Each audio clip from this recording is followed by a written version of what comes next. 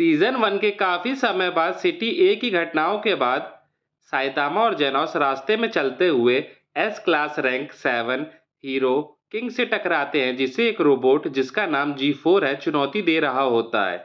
लेकिन चूंकि G4 एक जेंटलमैन है, वह किंग को पहले बाथरूम जाने देता है, पर किंग लड़ाई से भाग जाता है और जेनोस को G4 से निपटने के लिए छोड़ देता है।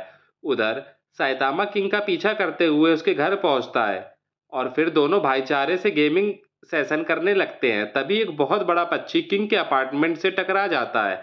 यहाँ एक बड़ा रहस्य सामने आता है। किंग के पास असल में कोई शक्ति नहीं है, वह तो बस हर उस जगह पर सही समय पर मौजूद रहा जहां साइतामा ने कोई मॉन्स्टर हराया।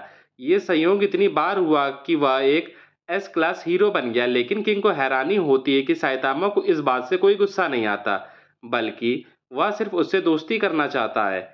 इसी समय हीरो एसोसिएशन ने एक पहल की है, दुनिया भर के सारे विलेन को बुलाकर यह प्रस्ताव देने के कि वे मॉन्स्टर के बढ़ते हमलों से निपटने के लिए हीरो एसोसिएशन में शामिल हो जाएं। बदले में हीरो एसोसिएशन उनके पुराने सारे अपराधों को माफ कर देगा और उन्हें सेवा के लिए पैसे भी देगा। इस बैठक में हमें स्पीड और साउंड सोनिक दिखाई देता है, जो साइतामा की तलाश में आया है। लेकिन जब वह साइतामा को वहां नहीं पाता तो निराश होकर मीटिंग से चला जाता है। उसके जाने के बाद एक नया कैरेक्टर सामने आता है, गोरो, जो हीरो एसोसिएशन की नई योजना पर शक जताता है और यह घोषणा करता है कि वह मॉन्स्टर का साथ देगा।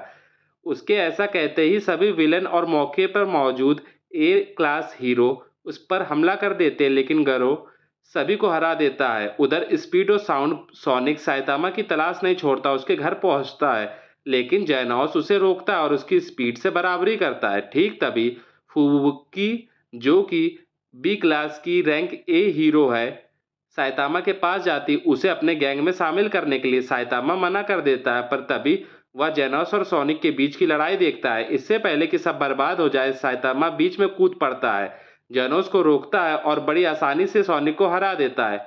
फुबुकी साइतामा की ताकत देखकर चौंक जाती है और बताती है कि वह एस क्लास रैंक 2 हीरो तात्सुमाकी की छोटी बहन है। चूंकि उसे हमेशा अपनी बहन से खुद को कमजोर महसूस होता था, इसलिए उसने फुबुकी ग्रुप बनाया ताकि वह बी क्लास हीरोज पर राज कर सके। दूसरी ओर हीरो एसोसिएशन को लगता है कि गौरव को लेकर उन्हें ज्यादा चिंता करने की जरूरत नहीं है, क्योंकि उन्होंने S class rank 11 hero Super Alloy Darkshine की मदद ले ली है।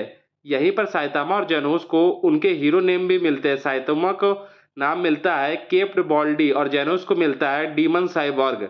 हालांकि हीरो एसोसिएशन फिलहाल सुरक्षित है, लेकिन गौरव शहर में तबाही मचाने लगा है। अब यह खुलासा होता है कि गौरव सिल्वर फैंग का सबसे बेहतरीन शिष्य था, लेकिन एक दिन उसने अपना आपा खो दिया और सिल्वर फैंग डोजो के सभी स्टूडेंट्स को पीट दिया, जब तक कि वे उसके मास्टर ने उसे हराकर बाहर नहीं निकाल दिया।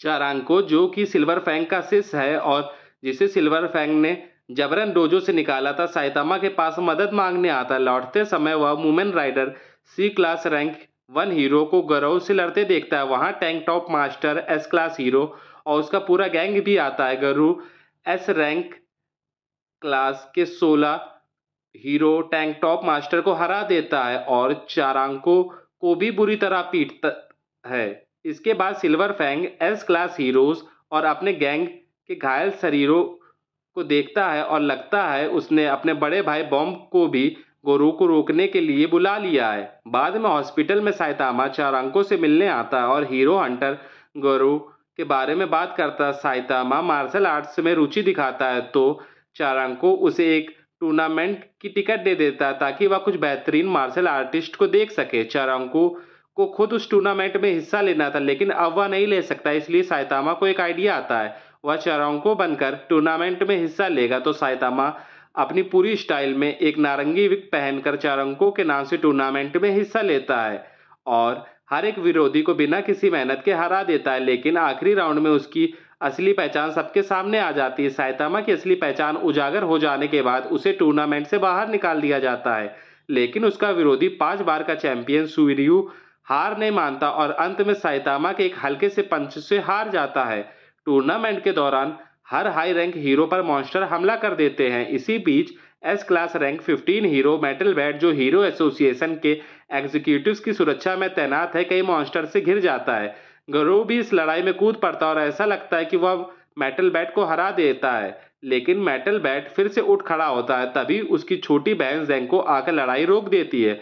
गरो बच्चों से लड़ने के मूड में नहीं होता है, इसलिए वो वहां से चला जाता और S class rank 12 hero watchdog man को चुनौती देने निकल पड़ता है। इसी दौरान मेटल बैट जिसे प्रोटेक्ट कर रहा था उस एग्जीक्यूटिव का बेटा वैंगनमा मॉन्स्टर द्वारा किडनैप कर लिया जाता है। हीरो एसोसिएशन हेडक्वार्टर में एक एग्जीक्यूटिव एक मॉन्स्टर ग्योरो द्वारा पूरी तरह कंट्रोल कर लिया जाता है। वह सभी हीरोज को एक युद्ध का ऐलान देता है। मॉन्स्टर किंग बनाम हीरोज मॉन्स्टर और वांगमा को बंधक बनाकर रखते हैं और कहते हैं कि अगर हीरो एसोसिएशन उनका सामना नहीं करेगा तो बच्चे को मार दिया जाएगा।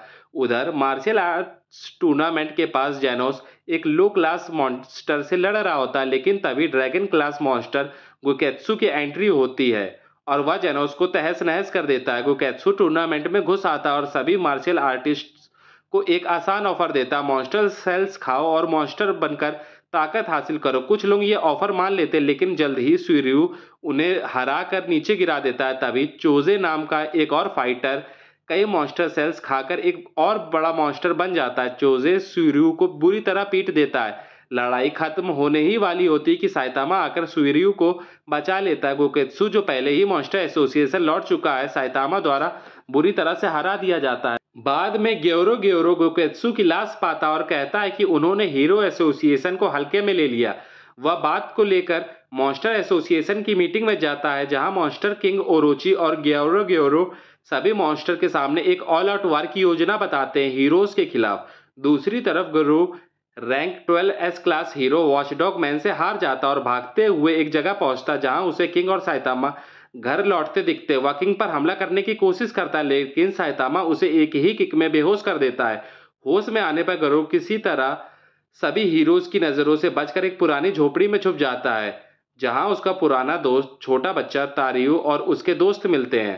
तभी वहां 8 ए क्लास हीरोज उसे चारों तरफ से घेर लेते और लड़ाई शुरू करते। गरो उन सभी को तेजी से हरा देता है, लेकिन तभी ग्लासेस मैन बाकी हीरोज को अलर्ट कर देता है और जेनोस वहां पहुंच जाता है। साइतामा को डर होता है कि जेनोस का शरीर फिर से तबाह हो सकता है, इसलिए वह मदद करने निकलता है, लेकिन लगता है कि जेनोस गरो से अच्छी तरह लड़ रहा है। तभी मॉन्स्टर एसोसिएशन गरो को फिर से अपने साथ जोड़ने की कोशिश में कूद पड़ती है, हालांकि वह पहले ही उनका ऑफर ठुकरा चुका था। सिल्वर फैंग और उसका भाई बॉम्ब समय रहते पहुंचते और मॉन्स्टर्स को जल्दी से हरा देते और फिर गरो से लड़ना शुरू कर देते हैं।